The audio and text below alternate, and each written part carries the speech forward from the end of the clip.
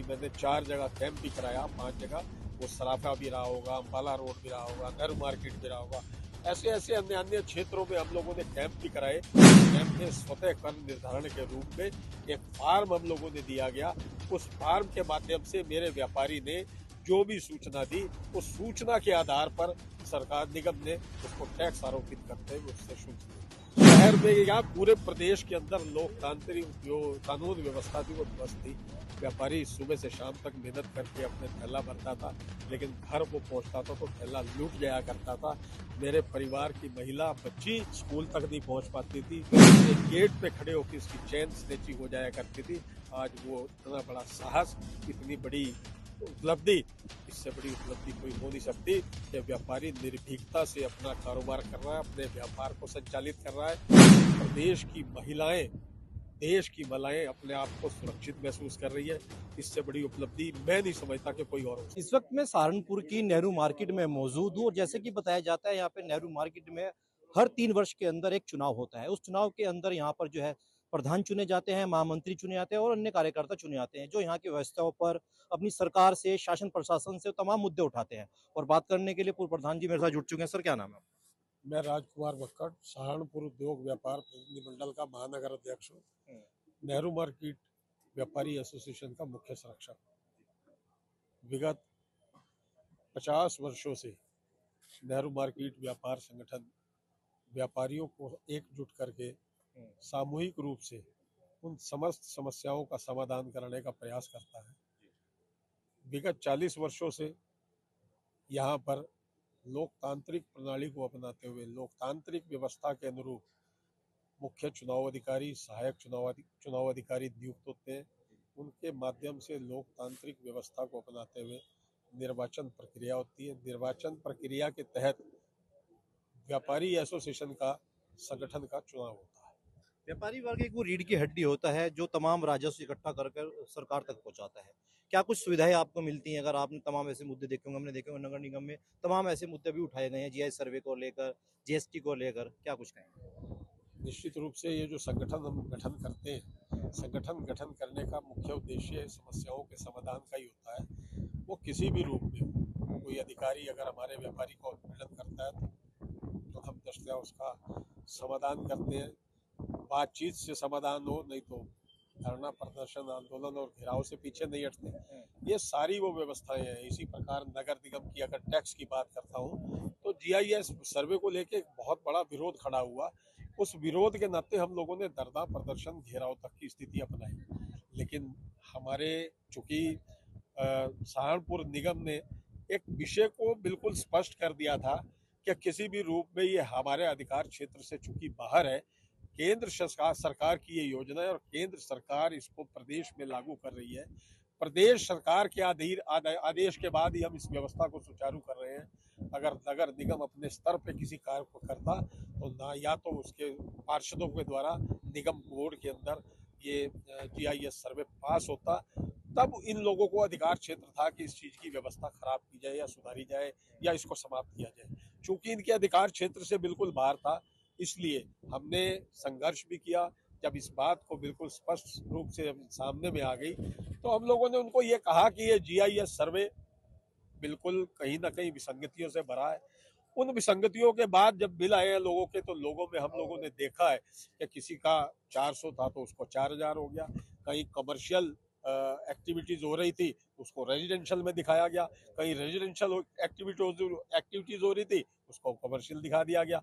तो ये विसंगतियों से भरा जीआईएस सर्वे था। इसका हम लोगों ने विरोध किया। विरोध के बाद जिन लोगों की गलत तरीके से नोटिस भेजे गए उनमें आपत्तियां दर्ज करी। फिर हम लोगों ने बैठ के नगर महापौर महोदय से एक समन्वय बनाते हुए एक बैठक का आयोजन किया। उस बैठक में हमने तय पाया कि कौन सी व्यवस्था ऐसी की जाए ताकि व्यापारी का उत्पीड़न भी ना हो, सरकार को राजस्व भी मिले।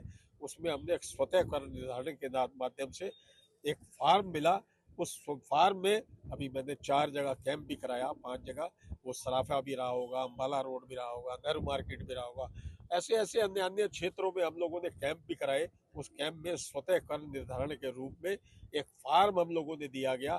उस फार्म के माध्यम से मेरे व्यापारी ने जो भी सूचना दी, उस सूचना के आधार पर सरकार निगम ने उसको टैक्स आरोपित करते हुए उससे शुल्क ले लिया। हाल ही में कुछ महीने पहले नगर विधायक राजीव गुम्मड़ ने ये कहा था हमारे चैनल पर कि वो जीएस सर्वे लागू नहीं किया जाएगा, उसको निरस्त कर दिया जाएगा, लेकिन उसके बावजूद भी भारी भरकम वाले मोटे टैक्स आ रहे हैं लगातार। मैं बता रहा हूँ ना कि वो व्यवस्थाएं जो थी, मैं जीआईएस सर्वे चूंकि विसंगतियों भरा रहा, उसमें कहीं ना कहीं स्थितियां इस प्रकार की थी, अगर सैटेलाइट से अगर सर्वे हो रहा है तो वो सारी चीज सही बताएगा, सारी चीज को सही स्थापित करेगा, बताएगा, ये संभव नहीं था। ये इसीलिए स्वतः कर निर्धारण की व्यवस्था को लेके आए हैं। और स्वतः कर निर्धारण में व्यापारी, जब मैं यहाँ कैंप में उसकी व्यवस्था सुचारू की तो आम व्यापारी ने इस बात को महसूस किया कि वो जितना टैक्स दे रहा था उतना ही टैक्स अब दे रहा है, उसमें कोई परिवर्तन नहीं आ रहा। ऐसी स्थितियां भी हम लोगों के सामने आई। आज जिस तरीके से चुनाव हो रहा है, क्या कुछ नतीजे निकले हैं या फिर अभी चुनाव की प्रक्रिया जारी है? चुनाव की प्रक्रिया 4 बजे तक का चुनाव अधिकारियों ने प्रातःकाल 11 बजे से लेके 4 बजे तक का समय मतदान का था। 1 घंटा विश्राम के बाद 5 बजे की प्रक्रिया मतगणना की थी। मैं समझता हूँ कि मतदान जो है वो समाप्ति की ओर है। मुश्किल से 7 या 8 लोग रह गए हैं। धड़कनें भी बढ़ रही होंगी। धड़कनें बिल्कुल नहीं बढ़ रही। जिसका सकारात्मक सोच हो और सकारात्मक सोच के विचार के साथ संगठन को आगे लेके जाने का लक्ष्य हो, उन लोगों की कभी धड़कनें नहीं बढ़ती। जो लोग क्षणिक इस प्रतिस्पर्धा में अपने आप को शामिल करने का प्रयास करते हैं, उन लोगों की धड़कनें बढ़ सकती है। हमारी ना कभी पहले धड़कनें बढ़ी, ना आज घटी। हम लोगों को 40 साल से मार्केट आशीर्वाद देती रही है। जिस पैनल को हम लोग सामूहिक रूप से निर्णय लेके उतारते हैं, वो पैनल विजय श्री का वर्ण करता है। ये इस बाजार की, इस परिवार की खूबसूरती है। मैं अगर ये कहूँ कि मेरे बराबर में नरेश कुमार जी खड़े हैं, ये पूर्व में अध्यक्ष थे। ये एक हमारी सामान्य स्थिति कितनी बढ़िया देखें कि आपने आपके नाम का प्रस्ताव किया। इससे बढ़िया खूबसूरती किस बाजार की हो सकती है। मेरे सामने अमित जी इधर आओ, ये अमित जी खड़े हैं मेरे बराबर में। चलिए, ये अमित जी मेरे बराबर में खड़े हैं। ये पूर्व में मेरे महामंत्री थे इस बाजार के। वर्तमान में हमारे विजय कुमार जी, विजय जी, हमारे विजय कुमार जी जो अब महामंत्री है, निर्विरोध निर्वाचित हुए। इससे बढ़िया खूबसूरती क्या हो सकती।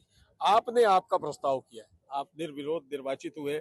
इससे बढ़िया खूबसूरती इस परिवार की मैं समझता चलिए नहीं आखिरी कि कोई सवाल और। पूछेंगे आपसे, तमाम सरकारें आपने देखी होंगी, आखिरकार ऐसी सरकार कौन सी है जो व्यापारियों के लिए वाकई में हितैषी रही है? निश्चित रूप से वर्तमान की सरकार ने बहुत अच्छे काम किए। जिस समय अगर मैं 2014 से पीछे चला जाता हूँ, 2017 से पीछे चला जाता हूँ, तो आप लोगों से मेरा जुड़ाव रहा है। सामाजिक कार्यकर्ता होने के नाते, व्यापार मंडल के अध्यक्ष होने के नाते, शहर में या पूरे प्रदेश के अंदर लोकतांत्रिक जो कानून व्यवस्था थी वो ध्वस्त थी। व्यापारी सुबह से शाम तक मेहनत करके अपने थैला भरता था, लेकिन घर वो पहुंचता था तो थैला लूट जाया करता था। मेरे परिवार की महिला बच्ची स्कूल तक नहीं पहुंच पाती थी, गली पे गेट पे खड़े होकर उसकी चैन स्नेचिंग हो जाया करती थी। आज वो इतना बड़ा साहस, इतनी बड़ी उपलब्धि, इससे बड़ी उपलब्धि कोई हो नहीं सकती कि व्यापारी निर्भीकता से अपना कारोबार कर रहा है, अपने व्यापार को संचालित कर रहा है। प्रदेश की महिलाएं, देश की महिलाएं अपने आप को सुरक्षित महसूस कर रही है। इससे बड़ी उपलब्धि मैं नहीं समझता कि कोई और हो सकती है। पूरे चुनाव की प्रक्रिया जैसा कि आप सब लोग यहाँ पे देख रहे हैं कि हमारे बड़ों सभी ने जो है बहुत अच्छी व्यवस्था यहाँ पे बनाए रखी है।